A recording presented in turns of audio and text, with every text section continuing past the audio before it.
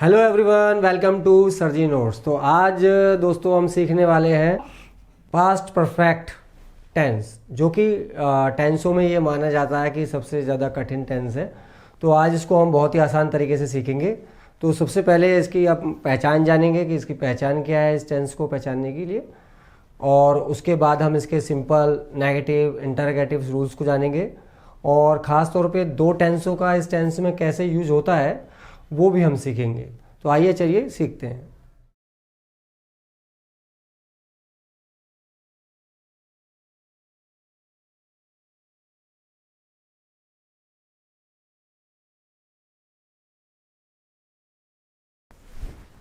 तो जिसकी जो पहचान है वो ये है कि वाक्य के अंत में चुका था, चुकी थी, चुके थे या आ था, ई थी, ए थे इत्यादि आता है। अब इसके सिंपल सेंटेंस को बनाना सीखेंगे कि उसको हम कैसे बनाएंगे, उसमें कौन सी हेल्पिंग वर्ब लगेगी।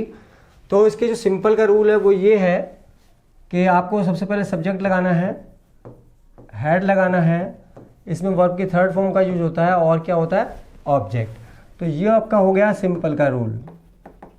तो सिंपल का सेंटेंस एक हम बनाते हैं, राधा ने खाना बना लिया था। तो एक हमारा सेंटेंस है ये।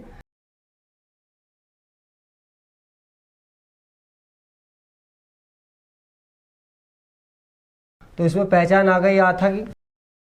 इससे हमने पहचान कर लिया कि ये पास्ट परफेक्ट टेंस है। और इसके आप सिंपल रूल से बना देते हैं। सब्जेक्ट है राधा, और उसके बाद क्या आएगा, हैड, और उसके बाद है वर्ब की फर्स्ट फॉर्म यानी खाना बनाना यानी कुक। तो थर्ड फॉर्म लगेगी तो कुकड आ जाएगा। तो राधा हैड कुकड फूड। तो इस प्रकार से सिंपल से हमने हैड का यूज़ किया, वर्ब की थर्ड फॉर्म लगाया, और इसके सिंपल के सेंटेंस को हमने बना दिया। अगर हमें इसका फिर नेगेटिव बनाना है तो हैड के बाद हमें यहाँ नॉट लगाना होगा, और ये नेगेटिव बन जाएगा फिर आसानी से। तो जैसे राधा ने खाना नहीं बनाया था, तो राजा ने खाना नहीं बनाया था, तो यहाँ पर इसका नेगेटिव का अगर हम इसका सेंटेंस बनाएं तो वो कैसे बनेगा, राधा ने खाना नहीं बनाया था, तो राधा हैड नॉट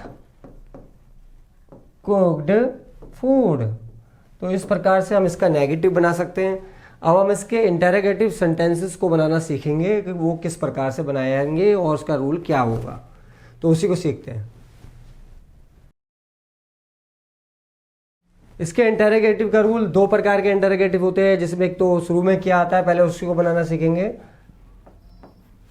तो पहला जो इंटरोगेटिव है वो ये है, वाक्य के शुरू में क्या आने पर हमें पहले हैड लगाना होगा, हेल्पिंग वर्ब, उसके बाद सब्जेक्ट, उसके बाद यदि नॉट है तो वो लगाना है, नहीं तो नहीं लगाना, और वही वर्ब की थर्ड फॉर्म और ऑब्जेक्ट। तो इस फार्मूले से यदि वाक्य के शुरू में क्या आता है एक सेंटेंस हम बना के देखेंगे, जिससे आसानी से आपको समझ में आ जाए। तो सेंटेंस एक एग्जांपल ले लेते हैं, क्या रवि ने कार बेच दी थी।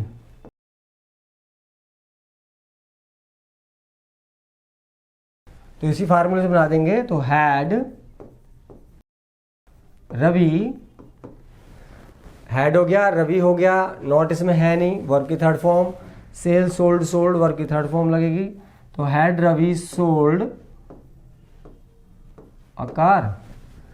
तो क्या रवि ने कार बेच दी थी। अब दूसरा प्रकार का जो इंटरोगेटिव होता है वो इस प्रकार का होता है कि उसके वाक्य के जो सेंटेंस होता है हमारा, उसके बीच में क्या, क्यों, कैसे, कब, कहाँ, इस प्रकार का कोई एक आपका इंटरोगेटिव शब्द आता है। तो उसको भी बनाने के लिए क्या है उसमें, तो इसके उसमें क्या होता है कि इसमें शुरू में ही WH फैमिली यहाँ पर हम लगा देंगे और ये सेंटेंस बन जाएगा। तो एक सेंटेंस ऐसा ही बना के हम देखते हैं कि बीच में आ जाता है जिसमें क्या, क्यों, कब, कैसे। वह कहाँ चला गया था। एग्जाम्पल लेते हैं जिसमें बीच में क्या, क्यों आता है।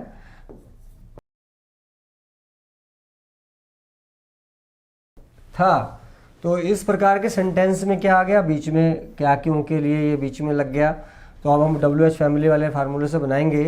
तो कहाँ का क्या हो गया, वेयर, और फिर क्या आ जाएगा आपका हैड, वेयर हैड, और फिर सब्जेक्ट वेयर हैड ही, और उसके बाद नॉट इसमें है नहीं, वर्ब की थर्ड फॉर्म लगाएंगे, जाना का गो वेंट गॉन, वर्ब की थर्ड फॉर्म। तो वेयर हैड ही गॉन। तो इसमें हमने देखा और ऑब्जेक्ट इसमें सेंटेंस में है नहीं, तो इस प्रकार से बीच में क्या क्यों वाला भी इंटरोगेटिव हम बना सकते हैं, और यदि शुरू के क्या आ रहा है तो वो ये वाले फार्मूले से उसको आसानी से बना सकते हैं। इसमें एक और भी प्रकार का सेंटेंस होता है जिसके बीच में पहले लिखा हुआ आता है, जैसे उसके आने से पहले वह चला गया था। इस प्रकार के सेंटेंस को भी हम बनाएंगे, वो बिफोर और आफ्टर वाले सेंटेंसेस उसको कहते हैं। तो पहले उसका रूल लिखेंगे और फिर उसको बनाते हैं। तो एग्जाम्पल ले लेते हैं, उसके घर आने से पहले वह चला गया था।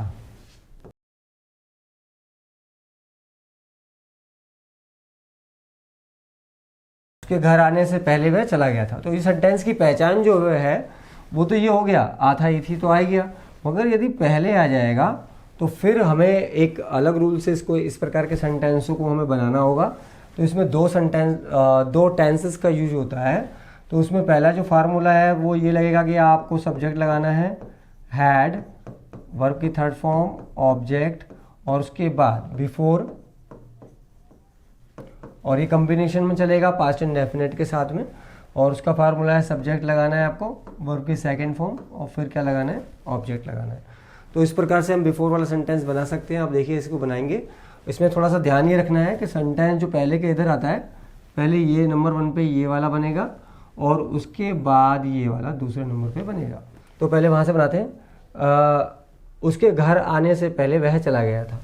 तो यहाँ पर आएगा ही हैड, ठीक है, वहीं से हम बनाएंगे उसको, और रूल ये भी लगेगा ही हैड, वर्ब की थर्ड फॉर्म चला जाना, तो go and gone, he had gone, और उसके बाद क्या लग गया, ऑब्जेक्ट है नहीं, फिर बिफोर लगाएंगे,